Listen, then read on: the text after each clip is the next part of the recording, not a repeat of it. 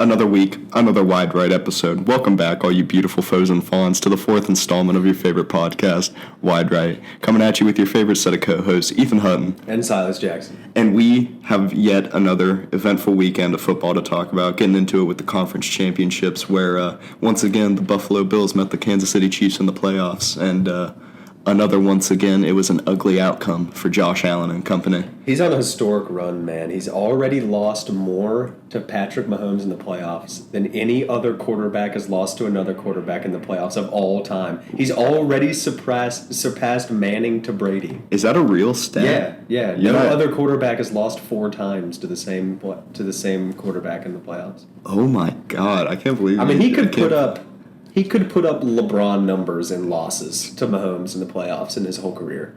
Okay, we're scrapping this one for that unnecessary jab at LeBron. This isn't a jab at LeBron. This is putting LeBron's greatness on such a high pedestal. You're questioning my king's legacy. He's my king too, and I would never blaspheme him. Okay, so we've been trying to kick things off for about an hour here. It's been a very painful hour, but we're live. We are missing Wide Right. That's what we are doing. We're live. But back to the game. Tell us what you thought about the game. I thought it was an infuriating game to watch, and an infuriating game to be rooting against the Chiefs during.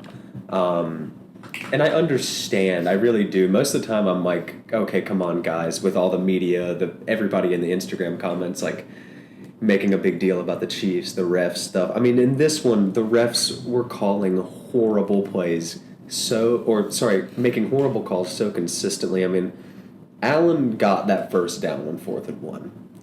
And I was going to ask you for your thoughts about that. And Worthy did not catch that ball. I mean, to say that Allen... You're talking about the pick? No, the one that was Worthy caught it at like the 5, but it hit the ground. I got you. I thought you were talking about the pick from the first. Do you remember that play? No, but I mean, they to say that Allen did not get that first down on 4th and 1 is to believe that the ball combusted in his hands if you didn't and reappeared half a yard behind the line of scrimmage. I mean, it was just ridiculous. I mean, you can see on the broadcast what ball he has his hand in, what hand he has the ball in. And you can see on the broadcast how he is leaning over the line with that hand. I mean, I understand missing it in the moment. There's a lot going on, but you gotta make that call right, man. There was no justifiable evidence to overturn the call. I'm just playing. That was a pretty heinous call. One of the more recent I've seen, probably since the Jesse James. I gotta agree, man. That's one of the more heinous calls. I mean, Buffalo. It was another classic duel. Both offenses were rolling on at a high clip. Patrick Mahomes and Josh Allen each played efficient yet again. Patrick Mahomes was getting it done with his legs. He looked like C.J. Stroud in the was it the Rose Bowl versus Georgia? He was getting it done on the ground, but I don't know. I mean, Buffalo played about as good as they could play. They had. I disagree with that. Well, they played mistake-free football. I disagree with that too. What makes you say the 5 fumbles they had that they all recovered, all the picks that Allen threw that could have been caught? I say all of that stuff about the refs, right? And I say all of that to say that the Chiefs deserved to win the game because the Bills played so poorly. I mean, every single set of downs, the Bills were fighting tooth and nail to get 1 yard. They converted so many 3rd and longs just off of Allen's like super heroics. And I thought that was kind of a plus. Like I took that. It's a positive, right? It was a positive. But also a negative when you turn down to you have a possible game-winning drive and you run 2 screens in a row and you get down to 3rd and 9 and then you get down to 4th and 5. And then you're in a 4th and medium with the game on the line, and you can't do it. That was building the entire game. that wasn't just like an isolated, we got stuck on 4th and 5. That was 3rd and 9, we're going to throw a screen to make it 4th and manageable. That's bad coaching. And Allen played a horrible first quarter. He played one of the worst quarters of football. They came out really slow. Of the entire playoffs. I mean, he on their first drive, his first 2 passes could have been picks. I mean, he was just nuking it down the field with no abandon. It almost looked like he was just like trying to move the ball off of DPI rather than just making the reads underneath. And he missed a throw to Curtis Samuel early that could have gone for like 30 yards, and they had to punt on that drive. Late in the game, 3rd and goal, he throws up a jump ball to Keon Coleman on McDuffie. They ended up converting. They ended up converting on that set of downs for a touchdown, so it didn't end up mattering in the long run. But just like it's not what you need to get done, man. And then on the flip side of the ball, it just looked like the Chiefs were in utter control on every set of downs. Right. I guess what makes me anyway say mistake-free football is the fact that they made the necessary play when they had to on 3rd and 4th down, which like. If you have the play, why not just run it on 1st, 2nd, and 3rd down? But I do agree that does come down to coaching. But they kept themselves in a lot of drives too. But they put themselves in a position to win. But to me, in a football game, when it can come down to the refs, it should never come down to the refs. I agree. I mean, that's absolutely what happened. You're on 4th and inches, and you run a QB sneak that has not worked the entire game, and they should have tush-pushed him. Look, here's my idea for Joe Brady for next season. How about a QB sneak to the right? No. One time. No. I mean, Allen might just straight up take it for a 55-yard touchdown if they run QB sneak to the right. But no, it's always to the left every time. And look, I understand it's been a really, really efficient play for them all season long, and you can't really go away from your tendencies. It's just Josh Allen. It's like when Carolina used to run it with Cam. Right. It was just unstoppable. But it was stoppable, and they stopped it all game, and then they kept going back to it. And this kind of happened to the Bills in last year's playoff game when they played the Chiefs. Is they got up late in the game and they just kept running the ball even though the Chiefs were stopping the run. And in this one, it was almost the opposite, because they started running the ball really, really well late in the game. But I think James Cook only finished with 14 or 15 carries, and he almost had 100 yards. And 86. And every time he touched the ball, it was electric. And yet when you're going in to, their last 3 drives, they were playing Ty Johnson, and Ty Johnson's a good player. He's a really good receiver back. And I don't want to say that he doesn't deserve a role in the quick play offense. He's a really good receiver, but when one of your 2 offensive catalysts in James Cook is not on the field in crunch time, it makes me question the coaching. And I think that's what it comes down to in this matchup is the Chiefs outclass the Bills on every single coaching tree possible.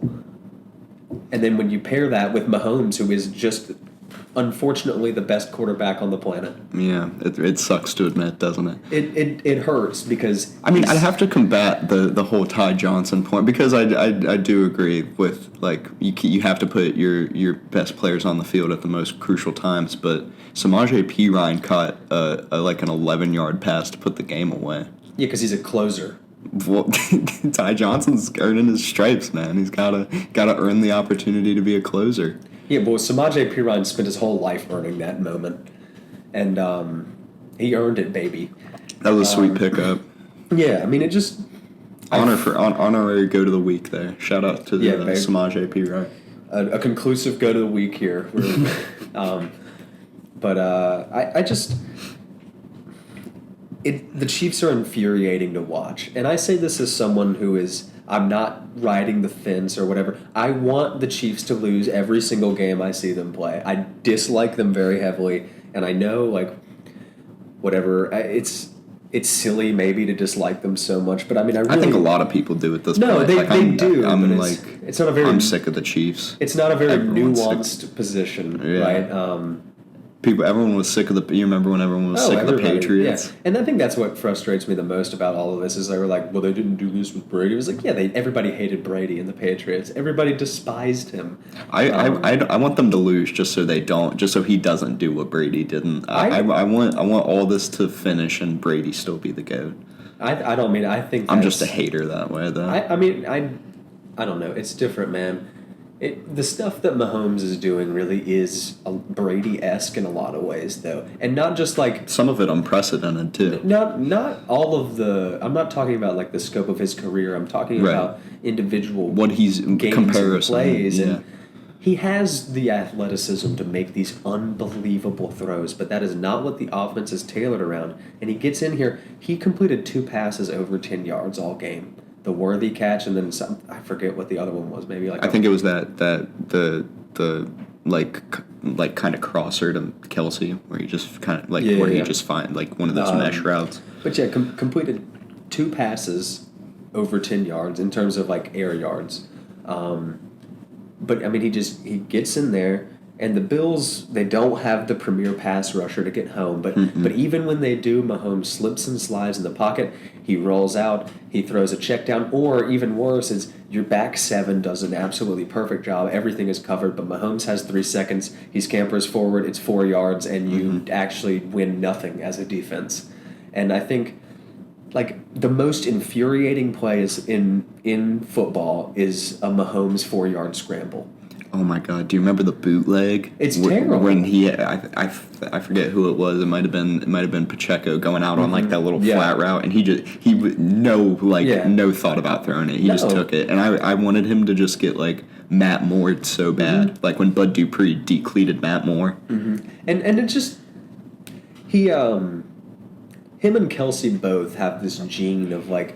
They don't look like they're doing anything special at all, and it's infuriating to watch because it just looks like the defense is like just fucking around. They just kind of glide. They're just kind of like Kelsey catches it and he curls all the way back and makes all the defenders' angles all wrong, and he runs for like the least exciting 15 yards you've ever seen, and you're just like screaming for somebody to hit him. And Mahomes does the same thing. It's like. I do believe that defenses are scared to hit him because he does get a lot of calls and he knows how to flop and slide late and all of that stuff. But he also is just like genuinely shifty out in the open, and like some people will come down like flying ready to like, Travis Kelce too. Yeah, I mean like trying to take his head off, and like all of a sudden they're 9 yards behind Mahomes because he steps out of the way. And I mean I don't know, man. They're frustrating to watch.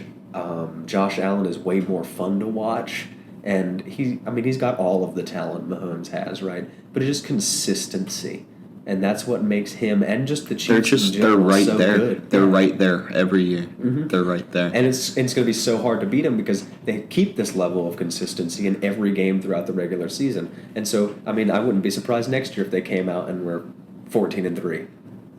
Just did it. Just did it again, and like. Because this year is like last year, their biggest concern was like, oh, they don't have the weapons. Like they were even worse this year, and they won 15 games and made it again. I've been thinking pretty long and hard about the whole Sean McDermott situation. We're going to talk about the Sean McDermott situation. A lot of me not trying to say that they played mistake-free football, but kind of defend the third and the fourth down and the clutch plays is my want to defend the head coach. I'm a huge Tomlin defender. I defend Tomlin and his worst antics to a fault, really. I'm curious to see what you think, but I don't think they should let Sean McDermott go because of this. I don't know if they should either. It's a difficult situation. Kansas City, he just sold their souls. Whenever there's something, there's always one play. There's always one play to look back on from each of these games and think, oh, that's where they lost. And it just, I mean, it is, right? I mean, that 4th and 1 is a 10-point swing at the least, right? But then you also look at all these things and it's like Allen drops a snap. They fumble unforced. Allen makes a Herculean effort to go and he fumbles the ball and there's 3 people around it and he grabs the ball with one hand and keeps running off and it's that's the greatest play I've ever seen in my life. And he throws all these almost picks, right? And it's like, if any of those don't go their way, they lose. Mm-hmm. And you point to that instead of the refs. But it's like, nobody looks at these games and sees what the Chiefs got lucked out on. But They just see a Bills loss. Right. And that always comes back to and head it's coach. annoying, right? Right. But I would almost go the other way, right? I think they're in those third downs because of McDermott and Brady and the conservative play calling, and they get out of them because Allen is just that good. How much of it do you think is Joe Brady? How much do you attribute it to Joe? Well, I guess think what do you think the distribution is among, like, where do you place your faults, I guess, for this game? I mean, I think officiating would have to be number one for me, unfortunately. Sure. I mean, it's terrible stuff down the stretch for sure. I will say the worst kind of NFL game is one that ends on the refs making a call. And that is no matter what the mistakes were. Is like, as a viewer, you can be like, oh, damn it, interception. The worst is when I hear Gene Steratore in the booth and he's like, man, that's just a bad call. And I'm like, then fucking make it, Gene. Then fucking yeah, come on, Gene. I mean, what are you talking to Tony Romo for, man? Getting Sean Hawkins here. But I really do think that a lot of the blame does lie with McDermott, because I think that system they fired. I see that argument. They fire. Who was it? Dorsey. They fired Dorsey mid-season last season. Why? Too many turnovers. We wanted to play mistake-free football. They do not want to turn the ball over. They hire Joe Brady. Joe Brady likes to get in these heavy sets and run. He likes to make everything very easy for Allen. And I think overall, like, that's a fine offense when you've got someone like Josh Allen under center who makes your offense's ceiling absurdly high just because he's on the He's field. an elevator, right? Yeah, I mean, I don't need you, we don't need to run a West Coast offense. We can dink and dunk and make it easy, and then when it gets tight, we've got Superman in the backfield. That's just what that's what the NFL is going back to, kind of, with the whole 12 personnel. But I mean, in a different way, like kind of from the shotgun as opposed to from the eye. Yeah, but I also think that a lot of the blame lies with Brady, maybe even more so than McDermott. But McDermott holds some blame for the defense as well, because the defense played like terrible. But you have Brady with this sort of like low risk but high reward because you have Josh Allen offense. But then when you play a Chiefs defense that is so downhill and so good out wide, or in the secondary, you have you have all these screens and they just go nowhere, and they just keep running them because that's what they've got. And they try and make the defense spread out wide, and they get in and run the ball and stretch them both ways. And then all of a sudden, you've got Allen, with his back turned to the defense, and he turns around and throws a 90-yard pass, and it's like, oh my god. Yeah. But the consistency just isn't there when you play a defense who can take away all this easy stuff, which the Chiefs did, and then they found themselves consistently in these big binds trying to have to convert these long third downs. So I think it does come back to coaching overall, and I think this game is really just indicative of how good Allen is and how hard it is to win when you don't have another All-Pro on your roster. So, McDermott, where are you at on McDermott? I mean, I think you keep him. Okay. I mean, it's not even like he's like Tomlin level fraud either. It's just it's situations. It's we situation. like to compare. I think he has. I think he's got a pretty poor track record in terms of drafting defensive talent. I mean, you've got Kyrie Long, and he's terrible. Like, he's out there playing clutch reps and like. Ed Oliver, even. I mean, he's been consistent, don't get me wrong, but he's not a primary pass rusher like a lot of people thought he was going to be when he came out of Houston. Mm-hmm. And Greg Rousseau is fine, and Epinesa is fine, and Miller has his moments, but his deal has not lived up to what it should have been. And they really just need another premier guy. On either side of the ball, and it's like, you let go of Diggs because he maybe wasn't that good, but is he better than Khalil Shakir? Yeah, probably. I mean, maybe. And then just like down there at the end, it's just tough, man. Allen makes the play, Kincaid drops it. Him and Mark Andrews they have flight seats next to each other. Yeah. Cancun. Yeah, I mean,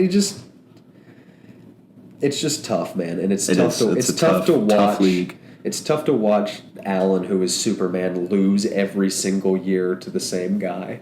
Kind of when Superman lost to Ben Affleck's Batman. That's really what it makes me feel like. Yeah, Same feeling. It sucks. Yeah, but I don't know. I mean, it's hard to say you should fire McDermott after the playoff success that he's had. He just hasn't been able to get it done in not even the big games, just the one big game every year. And it always comes down to like an infuriating like last 5-minute play. Sorry, Bills fans. It sucks. Just from the bottom of my heart. I'm so really sorry. Blows, man. All right, you ready to move on? Yeah, let's talk about the other one. All right. Well, the Eagles, in similarly disappointing fashion, set the new NFL conference championship game record for most points in a single conference championship showdown.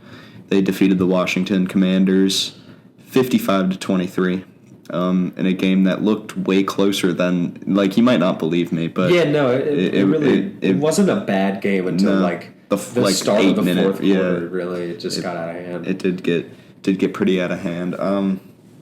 I like the way Jaden Daniels battled. I mean, he put some pretty good touchdowns.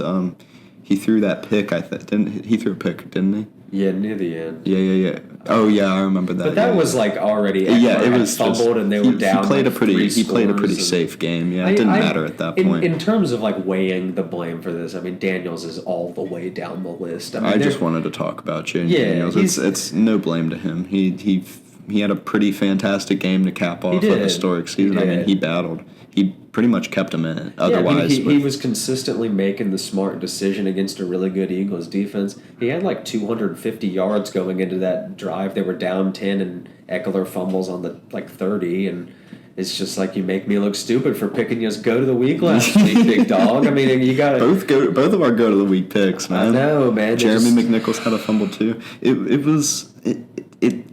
It was cool to see him like fight through that whole team's adversity, because he really just battled like everything that was put in front of him. Because Jeremy McNichols had the fumble on the kickoff, and Austin Eckler had Didn't he have a pretty substantial gain on that fumble? Or was No, they caught a screen pass at the line, and he had fallen, and then when he was trying to get back up. Oh yeah, I remember that. Yeah, they punched it out. I think you're thinking of De'Ami Brown. De'Ami Brown had a good gain before his fumble. Yeah, I mean, they forced they forced the three, peanut punch was in and effect got this them week. all. And I think it's not just like lucky fumbles. I think it is notable when it comes to the Eagles how good they are at forcing turnovers. I mean, you could definitely tell the coaching, the technique was there. They all every one of them was a peanut punch. And it's just you just don't really. It's hard, man. I mean, Zach Ertz had 16 targets in this game. Zach Ertz had a legacy game. He had a revenge game against the Eagles. And that's all on the back of Daniels, just keep making the smart decision. But all these games are 6 yards. And that's what the Eagles do is they play this too high shell. It's keep the roof on everything. But then you also have such a good front four, you stop the run, so they defenses or offenses can't get you out of the too high. And then all your linebackers and slot guys are the best at driving into the flat route in the league. And it's you think you have a safe 7-yard gain, and here comes Zach Bond from behind, and he punches the ball out, and all of a sudden the Eagles have the ball in the 20. I just think, unfortunately, Philadelphia's game plan catered really well to Washington. I mean, I'm glad you mentioned the too high shell look. Washington was a team that in each of their big wins had a big play, a notable play, likely late in the game. That's how they won a lot of their games this year. They're just one of those teams, and I mean, those teams are just like any other team, but for a team like Philadelphia, they played discipline. They stayed within that base look, and they didn't allow any big. They forced the big plays actually. Very opportunistic. Yeah, it sucks. God damn it! Fuck the Eagles. This is definitely the. This is the stinkers bowl. I didn't want either of these teams to make it. Nobody wanted this. I mean, this is the least interesting championship matchup we could have for sure. I'm still pretty hype about it though. I mean, it's the Super Bowl.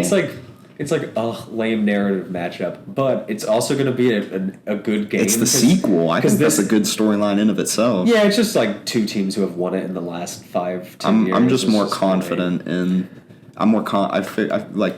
Kind of shifting it into the Super Bowl talk. I feel much more confident in Philadelphia this go round. simply because of. I don't know if I do. I like Kellen Moore. What don't you like? We're into the Super Bowl preview now. Tell me what you don't like about Philadelphia. I mean, they're weak up in the interior O line, or weaker. They're not bad by any means, but that's where Kansas City has their strengths. Mm-hmm. Kansas City is good against the run. And I think just in general for the Eagles, I don't like Kellen Moore as much as I liked Steichen as the caller. Steichen really tailored to Hurts' strengths. And Hurts played a good game. I don't want to say... I was really impressed. I don't think he... We're going to talk about that, but Jalen Hurts had a fantastic game. Yeah, I mean, I don't think he was, like, blowing the roof off the place. He didn't have to, though. I just wanted to see some consistency. Yeah, and he did that. He got out there. He was on time. I mean, there was a couple plays where it was like... I mean, and Brady was saying on the broadcast, which was nice to hear Brady, like, doing something up in the booth. Yeah, offer some kind of game analysis. He was, like, actually really doing good on Hurts, and he would say whenever Hurts had held the ball a little too long, he'd go through the reads. I thought Brady had a nice game up in the booth. Brady, go to the week candidate. The game stopped. He stopped having to actually watch the game and like call it because the Eagles were up so much. He was just cooking up there. Yeah, man. He was cooking. But I mean, I thought Hurts like a couple of plays like stick. Yeah, but I mean, dude, this version of Jalen Hurts on this Eagles team, I don't disagree. They can very feasibly win a Super Bowl. I just feel really confident in Philadelphia. That's probably going to result in a Chiefs Super Bowl win. I mean, you can't go against Patrick Mahomes, but the spread's 1.5, and I'm betting the 1.5 in Philadelphia's favor. I do think at this point I'm a little more confident in the Chiefs, just because the Chiefs' offense really doesn't give a shit about the big play anyway. So their defense isn't. It's not. I mean, it's still putting the shell on it, it's still constricting you, but it's not forcing Kansas City into a game plan they've not been used to. And I just think I trust Mahomes. 5 minutes left in the game, he's gonna get it done. I'm thinking about how late in the game versus I guess it really wasn't even late in the game, but Washington came out in the second half and they were trying to go hurry up, and they picked up like 2 pretty decent gains. They had a nice little drive going, and then just out of nowhere on a 1st and 10, Jalen Carter just wrecked the whole drive.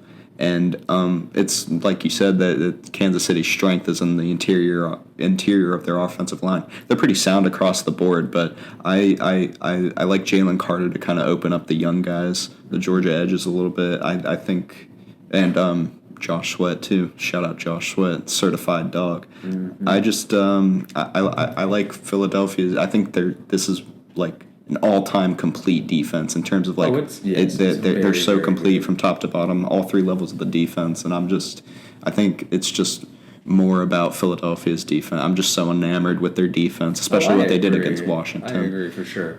This is also just a less explosive offense than we saw in 2022 from them, and that's a lot because defenses have learned how to play this insane offense, but they also have a way bigger superpower than 2022 also, which is Saquon. Mm-hmm. Like, back in that when I was looking at it earlier today, I think the Eagles, I don't think they ran for 3 yards a carry as a team in that game. And I mean, it's a completely different identity than they have right now. Well, that was Swift's first year, wasn't it, in Philly? No, they had Boston Scott, Miles Sanders, and oh, that was Miles Sanders' good year. That was Miles Sanders' good year. Yeah. But I mean, that was when their offensive line was still intact. Like they had everybody. And they're still good across the board. Oh yeah, absolutely. I mean, I think they just breed offensive linemen over there. And I think this is like, it's just like I'm upset that it's not a matchup I wanted more, but it is going to be a really good game because both these teams are really complete across the board. And I'm kind of happy. Well, I guess I couldn't say the same if Buffalo won, but I feel like if Washington won, then I'd be coming into this matchup versus Kansas City, and I'd be totally bummed about the Super Bowl.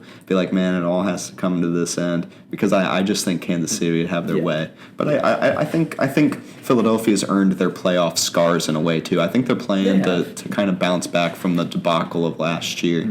And I think they're also playing for the storyline of the sequel, which is a pretty. I like that narrative, like especially as a Cavs fan looking at all the old matchups versus the Warriors. But I think Philly's damn good. I'm counting on the in-state rivals to get it done. Yeah, I think they can. I'm confident. I'm like strutting my stuff this time about the Eagles. I think it really is a notable thing to say that like Jalen Hurts really is a playoff performer, and there's not many players you can say that about in the league. And it's like, yes, he had two pretty subpar playoff performances this year, but all time, he's not lost hardly at all in the playoffs. He lost to the Chiefs in the Super Bowl.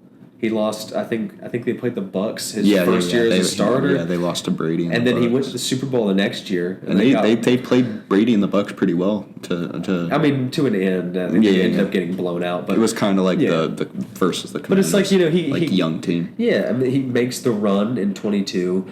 They got demolished last year. Yeah. But he makes the run this year, finishes off with a good performance.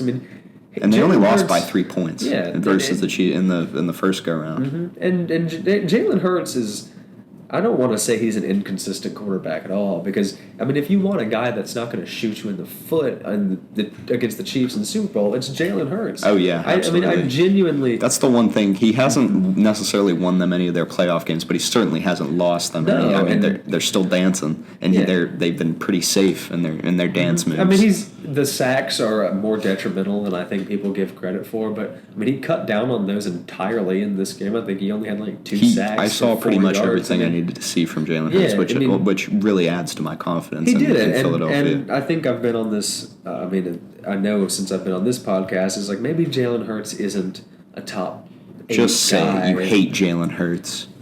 Not hate Jalen No, you hate Jalen Hurts. I actually rather like Jalen Hurts. No, you call Jalen Hurts No, you spread negative Jalen Hurts propaganda. When? Like before.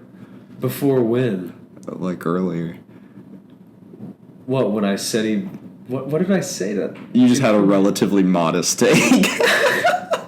Yeah, you're right. We call Jalen Hurts like barely top half. You're right. I didn't show you the shirtless Jalen Hurts photo I had in my room. my locked bottom drawer. Jalen Hurts alternate jerseys from Alabama. Yeah, yeah. Can we get into the coach signings already? Yeah, let's. Can I say one more thing about the Commanders? Please do. I think they need to have a really good offseason to stay on schedule next year. Well, they kind of ripped the schedule in half with like what it was supposed to be. Like this was supposed to be.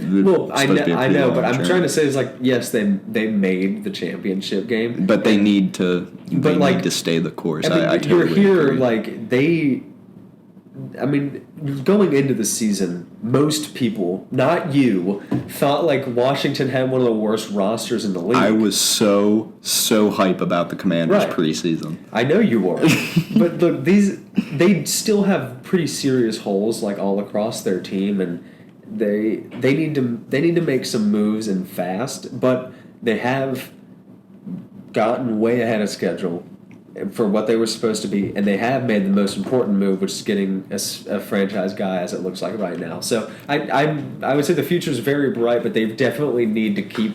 We're going to talk about their handsome devil of an OC as well later on in the show, because he's. How about right now when we get into the coach? Well, we got to kick it off with a different coach signing first. You're right. Kicking it off in Duval County. You want to take us into this one? Yeah, man. I'll lead us in. Duval.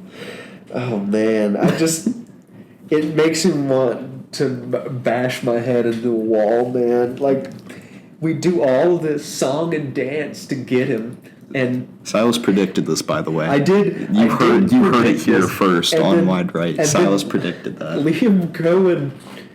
He shot himself in the foot.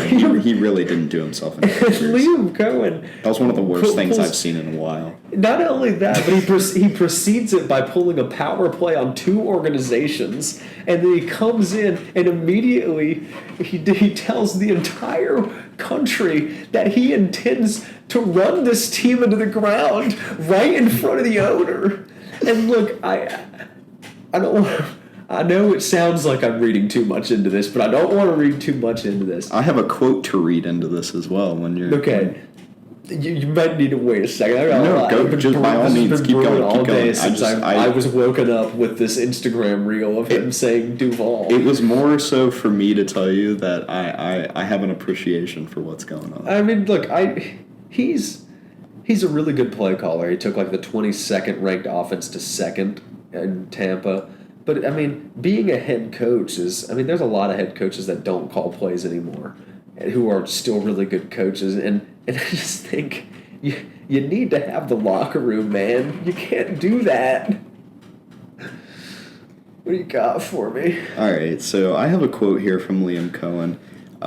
This is like before he even put pen to paper on his contract in Jacksonville.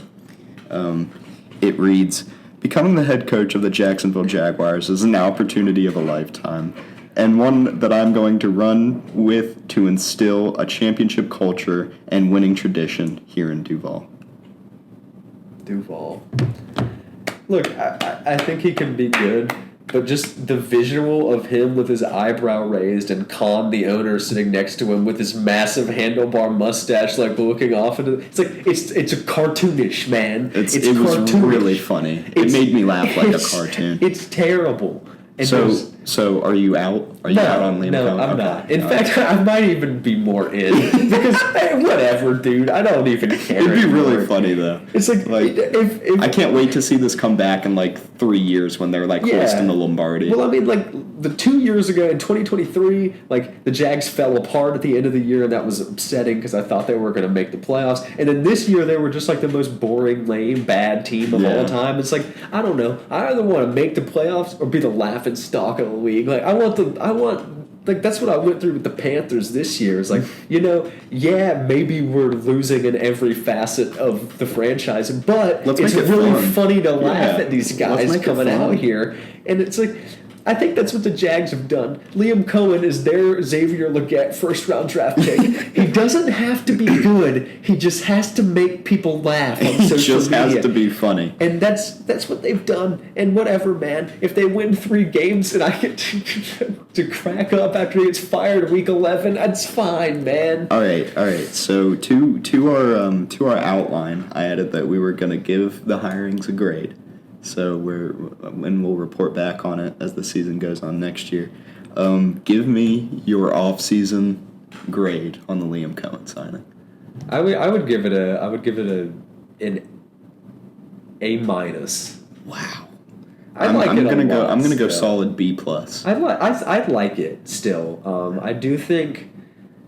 I mean, look, I don't blame him for wanting Balky out of the building. Oh, yeah. Because you get this opportunity once, if you're lucky, twice ever as a coach. We'll give the rundown real quick. To anyone who doesn't know about the Liam Cohen situation, Liam Cohen had a love triangle between NFL teams this weekend. So he told Jacksonville he was not interested in the job, and that was what? Was that Thursday?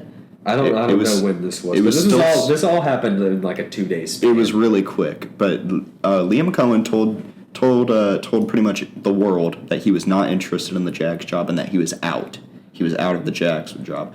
Not even a full day later, he interviewed for the Jags job after telling Tampa Bay that he was not taking the Jags job, and apparently they already had a deal lined up to make him the highest paid coordinator, outright, offensive or defensive, highest paid coordinator in NFL history, to which he laughed in their faces and said, "I want to coach the Jags." Well, look, man. And apparently he left everyone like that didn't matter in Tampa Bay furious, and by didn't matter, I mean the suits. Yeah. All his players and all his coaches, everyone told him to leave, take the job, but the suits were pretty pissed off about it. And look, I do think... I defend the move, man. Do what's right for you. Do what's right for your family. This is a once in a... I mean, you don't get this chance again, most likely. Who can coach it? Yeah, exactly. Yeah. And I don't just... Like, if I'm getting my one chance, I'm not taking it with Trip Baalke. Oh, yeah. I would have done the same thing, but it does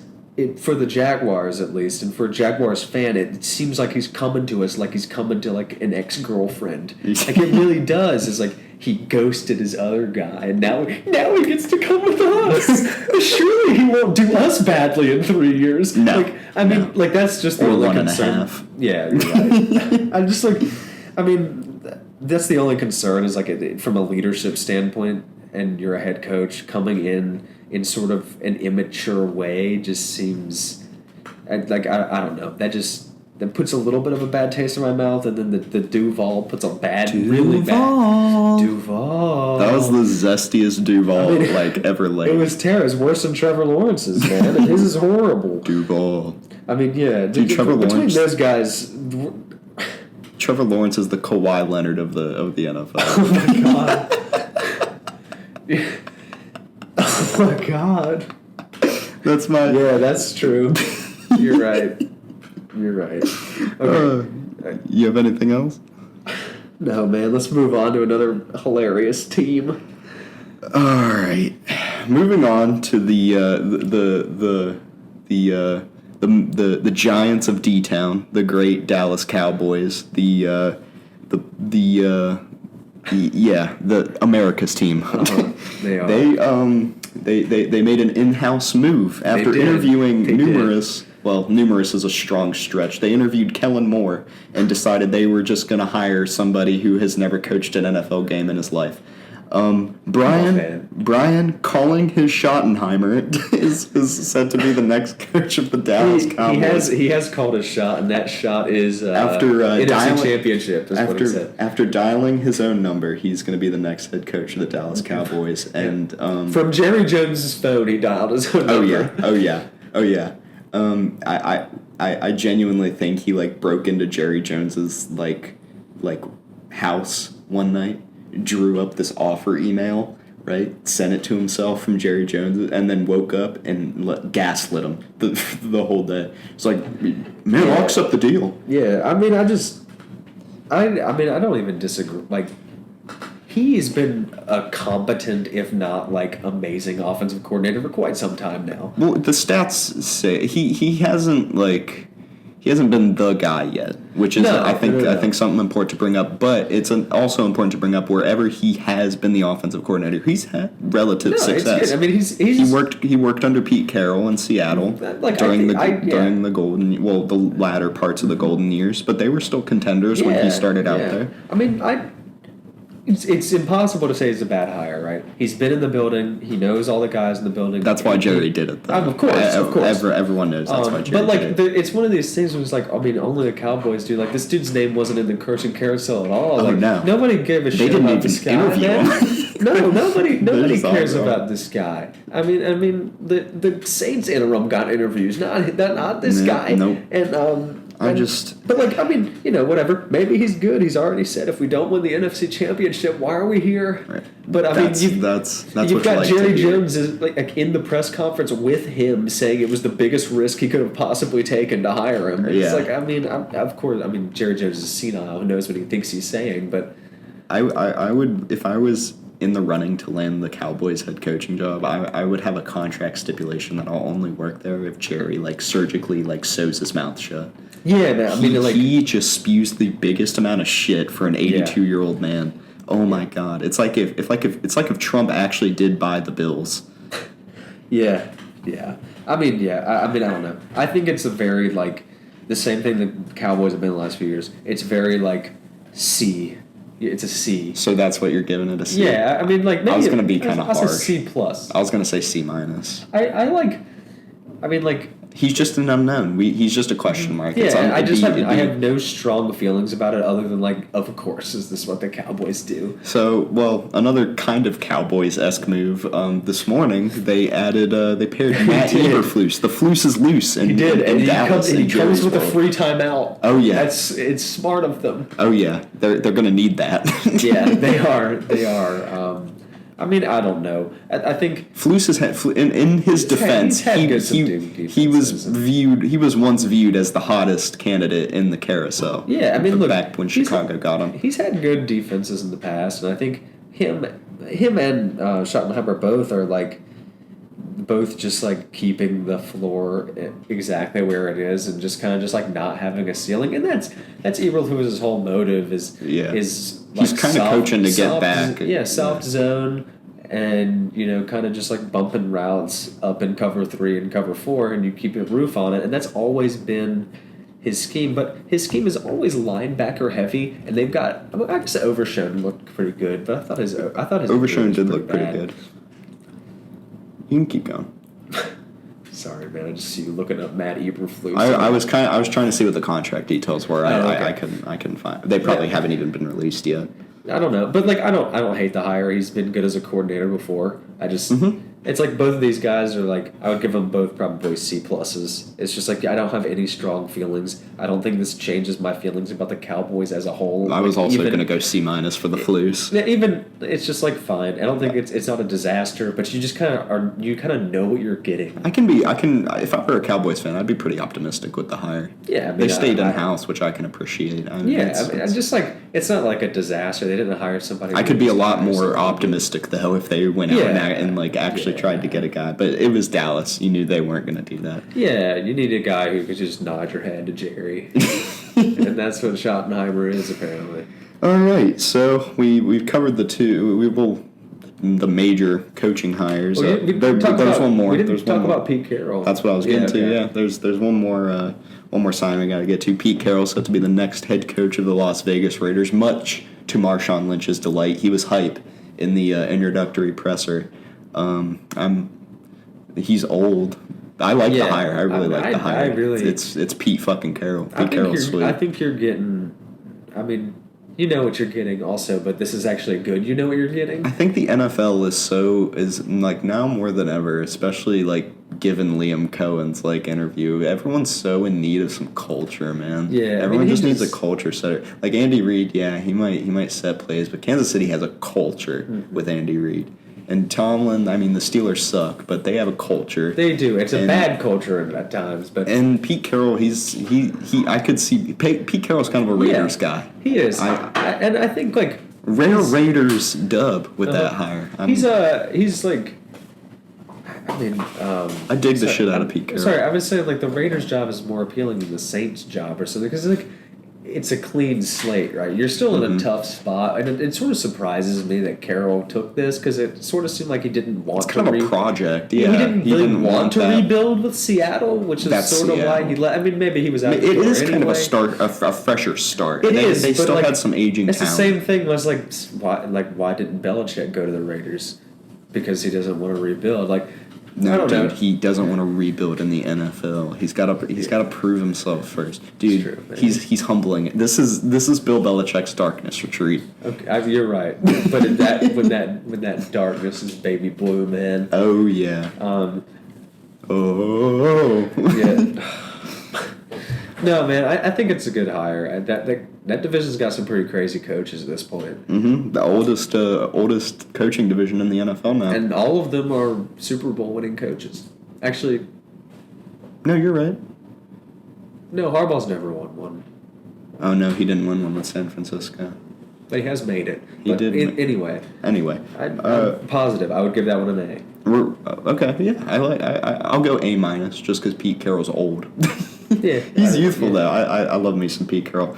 All right, moving on to the last opening job. Here I put the mythical Saints coaching job. The Saints job sucks. No one wants to touch it with a 10-foot pole. They're on the back end of like just even being able to rebuild. They're like just now finally being able to pay people after giving everyone horrible contracts for the better part of the decade. If it were like 3-4 years in the future, maybe it would be a little bit more enticing, but it's not. Everyone's still old and bad and overpaid. Yeah. So, who do you like for the Saints coaching job? A little tidbit of information, actually. Cliff Kingsbury interviewed for it, I think, already. I think he interviewed for it, and now he's out. Pulled himself out. Yeah. I wouldn't be surprised if they hired like Clint Kubiak, who's their OC. I wouldn't be surprised if they just promoted him in-house. I mean, it also would make sense if they wanted to kind of distance themselves from the Dennis Allen hire, which was in-house. But I think Kubiak did a pretty okay job last season, given what he was dealt down the stretch. And I think I was mocking to them Spags, is what I said. Mm-hmm. But I mean, I don't know why Spags would go to the Saints. Other, like a Well, it seems boatload like of money, sure. But they kind of. It seems like they wanted a top end guy, but it's like by the time like conference championship week hits, everyone's been hired, and now all these top end coordinators who could still make top end head coaches like Kellen Moore or my beloved Cliff Kingsbury, they're just like playing still, so they don't want to commit. So now they lose their spot on the good teams. Mm-hmm. I mean, it's just not favorable, man. You got It's like not Derek favorable. Carr. It's a vast wasteland. It's terrible. You got old players on big contracts and continually they're going to be on big contracts, man. Oh yeah, And I just maybe forever. Yeah, I don't know. I wouldn't. I mean, honestly, like it wouldn't have surprised me if they would have just like kept Rizzi as their head coach. But I said it once. I'll say it again. Man. Bring in Matt Campbell. Matt Campbell's electric. Matt Campbell's a coach. But why would he want to go to the Saints? Dude, he's a culture builder. All right, he's not getting any HC looks. He's built it. What do you mean he's built it? He's built his culture at Iowa State. He doesn't have to. He doesn't need Okay, to build it. yeah, but well, he was he was interested in the Jets job. He was on Chicago's radar. Bears. Oh, the Bears interviewed Matt Campbell. How do you like that? The Bears didn't. The Bears did interview Matt Campbell. They didn't like it though. They hired Ben Johnson. Shut up. That's just because it's Ben Johnson, man. Bring in Matt Campbell. Bring him to NOLA, baby. All right. So that's it. You're just gonna forfeit that easy. I just don't care. All right, man. Well, we're about 3 months out from the NFL draft, where the next crop of talent is gonna take over the league. I have some draft news for you. Okay, hit me. Not sure if you saw this on any of your social medias, but Cam Ward and Shedeur Sanders engaged in a little friendly banter. Yeah, sure. Of which the two quarterback prospects argued who is a generational talent. Okay, they each quoted articles calling the other generational. I can't vouch for whoever is calling either of these two generational. They're terrible, though. Here's an interesting quote that had kind of a massive fallout on Shedeur for me. "You don't have to win the Super Bowl to be legendary," Shedeur Sanders said to his in his argument to Cam Ward. So that means that Shedeur Sanders just has no desire to win the Super Bowl. He just has a desire to be legendary. Well, we've known that though. I didn't know that. It's always been individual stats. He always brought up the team though. He always brought his boys with him. Yeah, sure. I don't. That really that pissed me off enough to where I felt the need to put it in here, rip on Shedeur for that. Look, that's like a piss poor quote. Like Yeah, you're in the season where you need to just say everything right all the time. Yeah, and that was like a pretty know. massive slip up for me. I don't love him as a prospect really. So moving into a team he could fit with, Brian Callahan drooled over Shedeur. I bet he did. Who was competing at the Shrine Bowl. Walked up to Shedeur, who was wrapping up a conversation with the Jets. Oh no, the Giants. Sorry, wrong New York team. He was wrapping up a talk with the Giants. He talked with Dable and Joe Shane at the Shrine Bowl, and then Brian Callahan practically sprints over to him and drums up a 15-minute conversation after Shrine Bowl practice. To which Callahan called the conversation a quote really good first impression. After that, I put lol okay. Yeah, I mean, not much more you can say about that, really, man. That's just... So a loser franchise picks a loser quarterback. What do you think about that? You think that could be a match made in heaven? I think it could be. I absolutely do. I to sprint across the... But keep Levis around just in case, man. I mean, you got to, man. Guys, whenever you need a squirt of mayonnaise, he's got it. That's true. I mean, they can't just cam that commercial. No. No, that's a perfectly good commercial. We got some more draft news. All right, so today, Dylan Gabriel, who is not competing at the Shrine Bowl, he's competing at the Senior Bowl, commonly mistaken, hosted annually by Reese's, broke a record set by Josh Allen and Joe Milton of 62 miles an hour. That's the previous record. He threw a football, this is according to reports, 76 miles an hour today.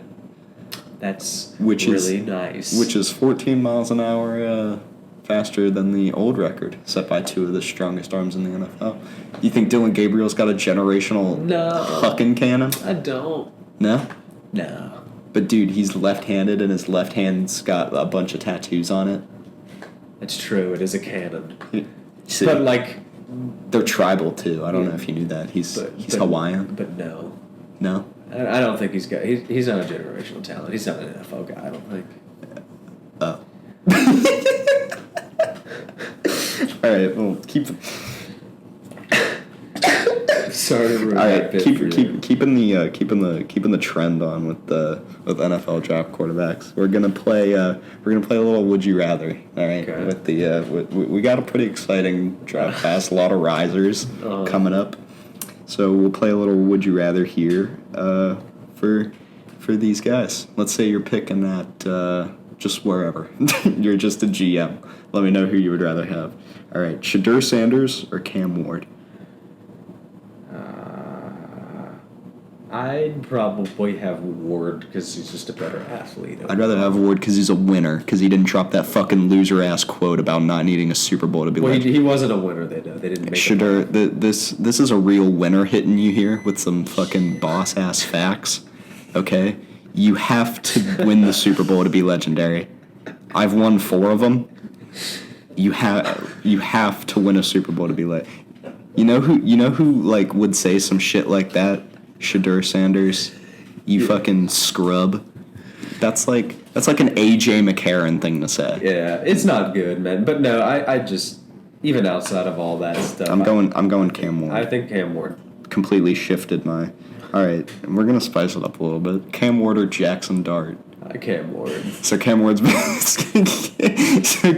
pretty sound at your number 1. I'm just asking, so I know. No, just there's other quarterbacks I could be dethroned with here. All right, another draft risers. Jackson Dart. Cam Ward or Kyle McCord? Kyle McCord, okay. Play me like a heart, baby. I'm taking McCord. All right, I like that. So let's get into Kyle McCord a little bit. Kyle McCord is having... Yeah, let's get into it. Kyle McCord is one of our draft risers. Yeah. Pen him in for one of my draft risers. I'm pinning him in, man. He was... We had a little, thing I did for top 3 draft steals. Kyle McCord was my number 1. Kyle McCord could very well be a first-round pick. He could be, man. There's a lot of desperate teams out there. You don't need anything desperate to pick the baby-faced assassin. Kyle McCord's electric. All right, so I'm glad. We move on. So I'm gonna take. I'm also gonna take Kyle McCord in that one. Kyle McCord or Will Howard? I'm taking. Oh man. Yeah.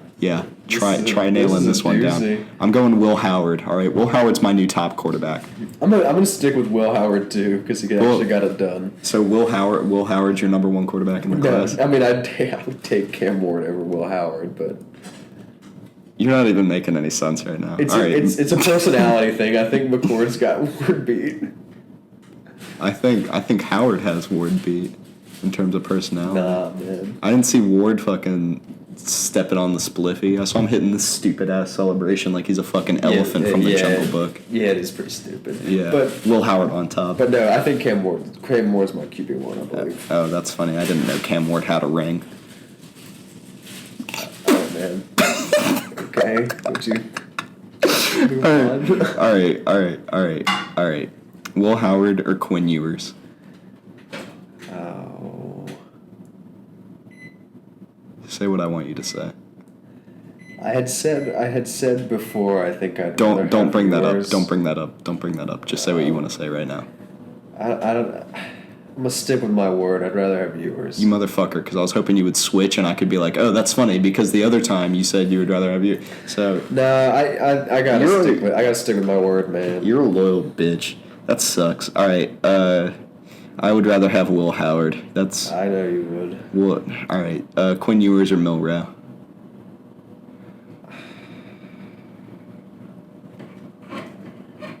Riddle me this. I'm gonna take Milrow. You're like throwing me way off here. I guess I'll take Milrow. He's got some pretty good physical upside. I mean, I think it gives you a pretty high floor. I'm just rushing. I'm just a Ewers. Milrow. I'm just a Ewers hater. All right, Milrow or Jackson Dart. I'd take Milrow still.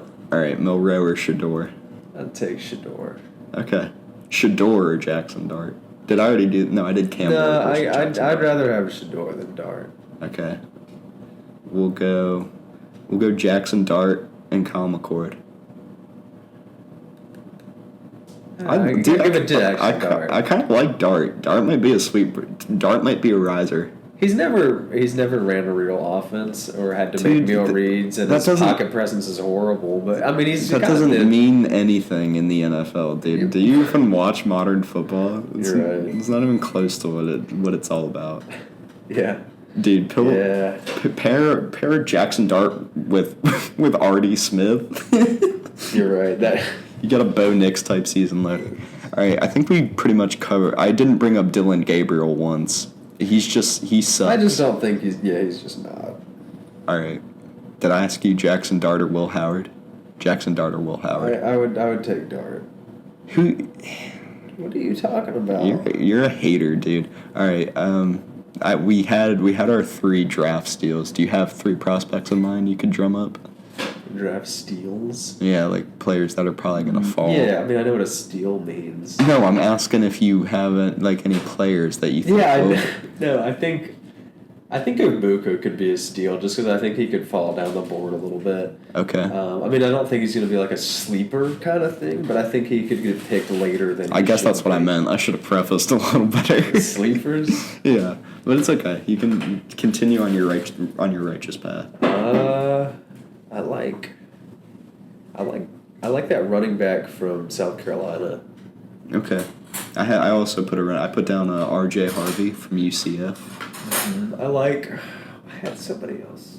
I had Kyle McCord too. He was my number 1 pick. I bet you did. Kyle McCord's got so much swag, dude. I love Kyle McCord. Yeah. You got one more for me? Swag. I think Travion Henderson could be a steal. That's a good pick. I like that pick. All right, we got a little bit more college to talk about. Starting our next segment off, fuck Jim Knowles. A couple weeks ago, I told Jim Knowles he could fucking stay in my house. And you know what he did today? I guess it wasn't today. It was over the weekend. Jim Knowles signed a fucking $4 million contract with Penn State and that bald-head-ass motherfucker James Franklin. So Jim Knowles is just going to win a national championship with a promising coaching staff and then leave? You're just going to leave for Penn State? Penn State's got no future, dude. Be fucking real.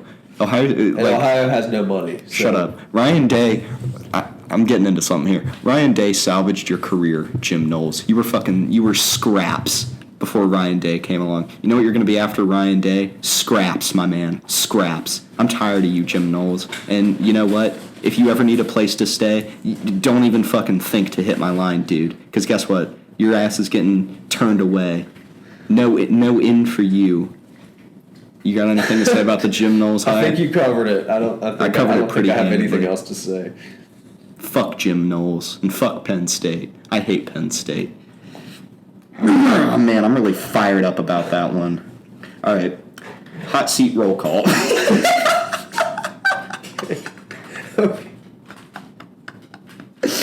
All right, I got some head coaches here. I want you to tell me if you think they're on the hot seat and why. Mm-hmm. Okay. Yeah. Starting it off with Kalen DeBauer. Nah, not after 1 year. I'm gonna go with yes, just because of how bad they sucked. Well, I mean, like hot as in like you thinking. I don't think he'll get fired now. No, not. I think like this is like going. Okay, we should probably set some parameters. So going. Can I say something about Jim Knowles? Miles has something to say about Jim Knowles. Bring it in here, Miles. You know, there is one thing that Penn State has that Ohio State doesn't. Too loud. Shit, my bad. No, you're good. Keep going. There is one thing Penn State has that Ohio State doesn't have, and that's the locker room culture. You know, boys being boys. You know, wrestling. getting weird, and Ohio State just doesn't. They don't do it like they do at Penn State. So you think this is paying into the conspiracy a little bit? You think Jim Knowles is part of the? Yeah, I think he likes to roll around in the mud, man. I think he gets down and dirty, man, at Penn State. Jim Knowles, you freak. I bet you're right about that, Miles. That's some pretty top-tier analysis from our senior executive producer, Miles. Thank you, Miles. All right. So DeBauer's a no for you? I mean, not this offseason, no. I think Next mildly offseason. mildly warm. Yeah, I mean, what would you parameters for him to get fired next year? What would you say? If they miss the playoff again, I think he could. Okay, really be, that's where I'm at. hot, yeah. So I would consider that fairly hot. Okay, Brian Kelly. I think fairly hot. Yeah. They also played pretty poorly. Yeah, I think maybe you give them one more chance as well. It's just hard with the 12 team new guys. and you've got such a better chance to do it. I don't know. He's had success before. I think he sucks, but I mean, I think I'd keep him. I think as we go on, you'll kind of see the filter I went with for this. I didn't go with like a stat. It's kind of a weird list. All right. I'm gonna go. Like we'll go 1 out of 10 hotness for these. I'm gonna go 7 for Brian Kelly. I would agree. I think if he doesn't, I think like DeBauer, he needs to make the playoff. Mm-hmm. Billy Napier. It's hard because they finished the season off really well. Florida had a great finish to the season, and their mesh with DJ Lagway looked really good. I think like 7 or 8 for him because he was on the hot seat midway through this season. I was scorching him. Like I had to pick guys, and I was scorching him. Lagway looks really good, and yeah, like you said, I mean, they seem to mesh all right, and that's pretty important. I think they. I don't know, man. I hate to say the same thing for every single coach on here, but I think they give him another year. Okay, yeah. So you said 7? Yeah. I'm gonna go slightly cooler for Bill. I'm gonna go with a 6-ish around that range. Eli Drinkwitz, Missouri. I don't know, man. What was it like? Missouri's not been good in a long time, anyway. They beat Ohio State in the Cotton Bowl year before last, and then entering this year, they were a top 10 team. They were a top 10 team for most of the season. Yeah, I mean, I guess, but I meant more like historically. Which I think. Well, the big thing is they're getting recruits and they're getting transfers. They just added the number 2 tough. edge. I mean, they've risen pretty high in the rankings as of the last 4 years. He has played a crucial part in that. I'm gonna go with a 4. Yeah, it's a 4 or 5. But it's kind of worth noting how bad they underperformed. Yeah, especially once they got any kind of expectations. Yeah. That's something to look at. All right, Dabo. Nah, I'd give him a 2. They're not gonna fire Dabo. They just made the playoffs. I'm gonna give him a 5. Okay, only because he the fact that he's dipping into the transfer portal is really he's doing it for his job now. He has to be. Maybe I don't know. I feel like he might just be on tenure there. I don't know if they're really I don't know if it seems very hot. Well, they like to be competitive. He kind of built the whole thing there, but they haven't done much recently. No. All right, Mike Norvell, Florida State. Yeah, this is bad. It was all time bad. I mean, you probably just go ahead and put him at an 8, even though he had the undefeated season. I mean, this was really, really terrible, man. And I mean, I think they will give him one more year too, but I mean, he could be his ass could be burning by week 3 if things don't go perfectly. I'm with you on that. All right. Well, I only put down those names, but this is pretty cool. So I'm gonna rattle off some names. Sharon Moore. They had a pretty good end to they won a bowl game. They beat Ohio State. That's a successful year for Michigan. I would give him a 5 or a 6. Maybe I would go around. I would say a 5 because the expectations are still there. It's still. But the expectations are there for a reason. He's been good. Yeah. So. All right. Let's drum up some more. Here's some long tenure. Ryan Day. He's it's kind of. I don't know. His seat's cooled off a lot from 4 weeks ago. Exactly, but the same thing could happen. The exact same thing could happen. I still think you're at a 6 because this doesn't wear out all the bad history, man. For fans, it does. For the school, it might not, but for fans, it does. I'm gonna go with a 5. I almost think that's like the other way around, man. I feel like the fans are tired of his ass, but they just keep Dude, keeping him around. everyone I've like heard is like fucking just hype about the net. They could give a fuck less about Michigan. Yeah. Dude, Ohio State winning a ring is good for college football. All right, I think that's all we got for the college side. You got anything else? I got my go to the week. We have to go through our NBA roundup first. Oh, I'm itching, man. All right. We'll breeze through the NBA roundup real quick. So we're continuing with the theme of the or not, the little guessing game. We'll go with contender or not. These are like fringe teams that like there's that gray area with teams outside like the top 3 conferences. So you know what I mean? Like Yeah. All right. Starting it off with the Suns. What do you think about the Suns? They're sort of like they're one of those like middling teams in the playoffs. They're weird. I feel like they're so odd because they've got the high end talent to beat anybody in a 7-game series, but they just like you can also lose to anybody as well. I would be so like more in on the Suns if they would just trade Yusuf Nurkic. If they got a new big man, I would be like, even if they just brought back DeAndre Ayton, I'd be like, oh, okay, the Suns. Yeah, I mean, at least Ayton was like he wasn't. He was a presence down low. He wasn't anything. as elite as they wanted him to be when they drafted him, but he was like a positive. He was a positive.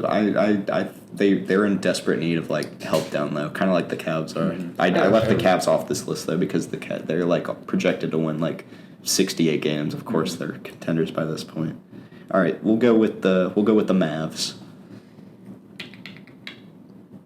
I don't know. I mean, I feel like they're They just made it. Yeah, They made it to the finals last year. I'm gonna go yes because they have everything I like. They have a lot of big man depth. True. Luka and Kyrie that finally showed they can mesh. It is worth noting though, Luka's been out for a while. Mm-hmm. That's kind of what I'm taking into account, but it is still fairly early in the season. I mean, Yeah, they just passed halfway point. The season still doesn't matter yet.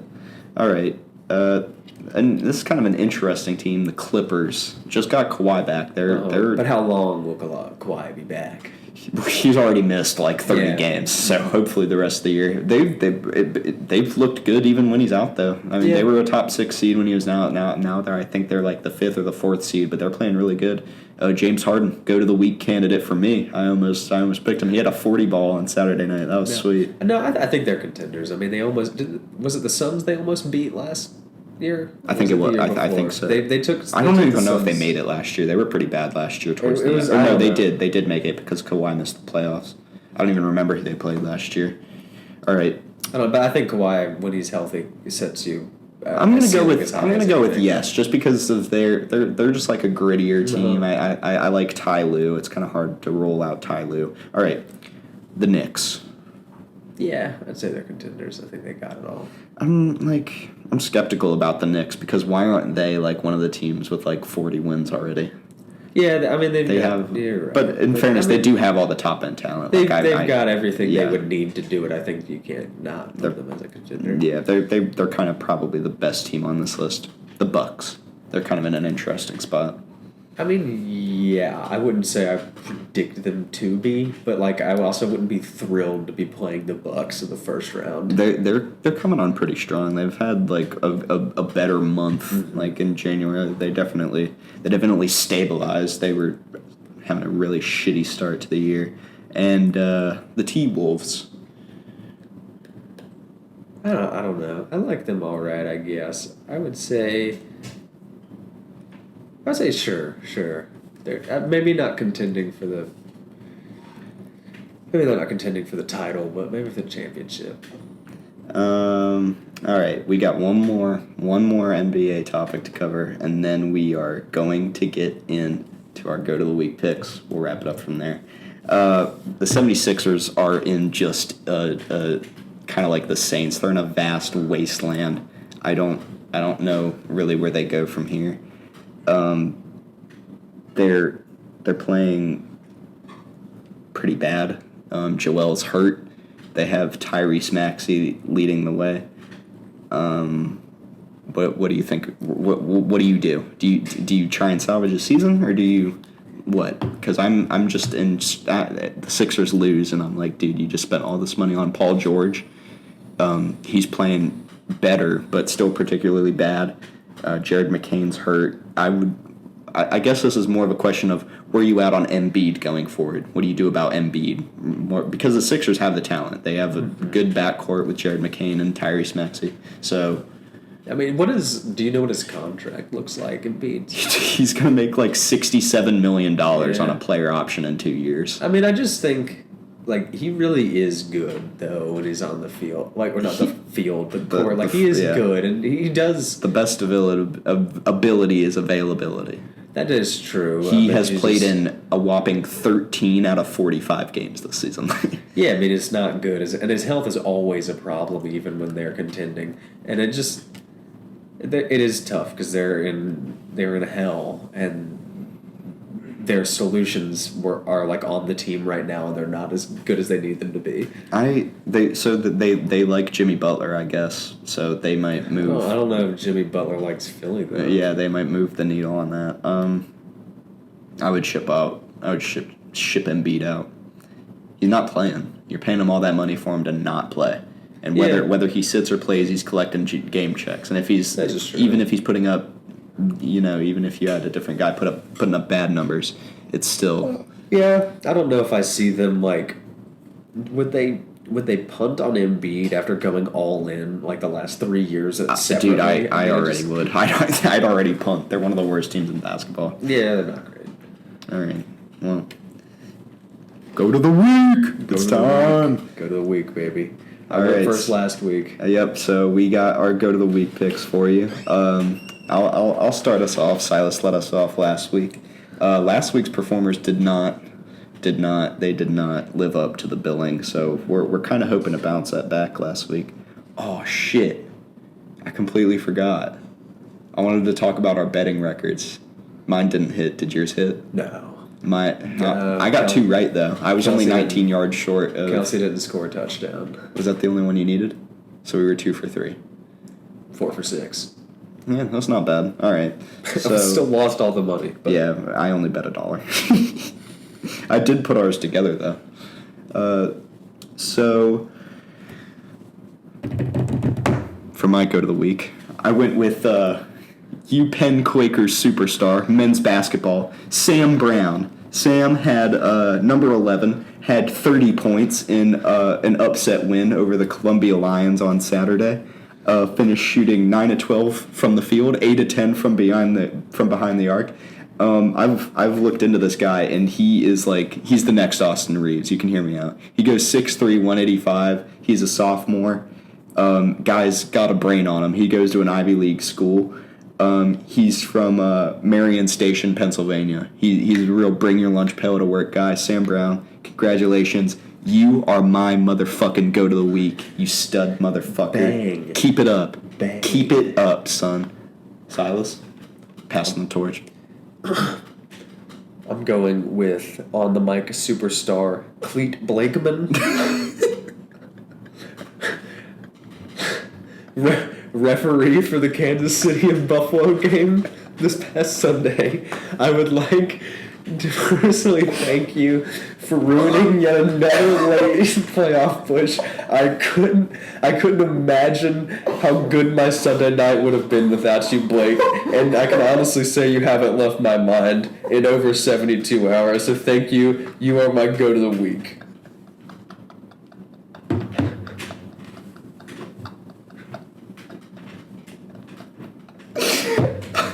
We have been White White. I'm Silas Jackson. I'm Ethen Hutton. Please check out the Wide Right podcast on all social media platforms, available on all streaming platforms at the Wide Right Pod. Check us out on Instagram. Do you know your Instagram username? I think mine's my full name, ETHENHUTTON. It's fine. If you found Wide Right, you could find me. Oh, thank you everybody for listening. We appreciate your continued support. And until next time, we are fuck. we are Wide Right. Oh, take care.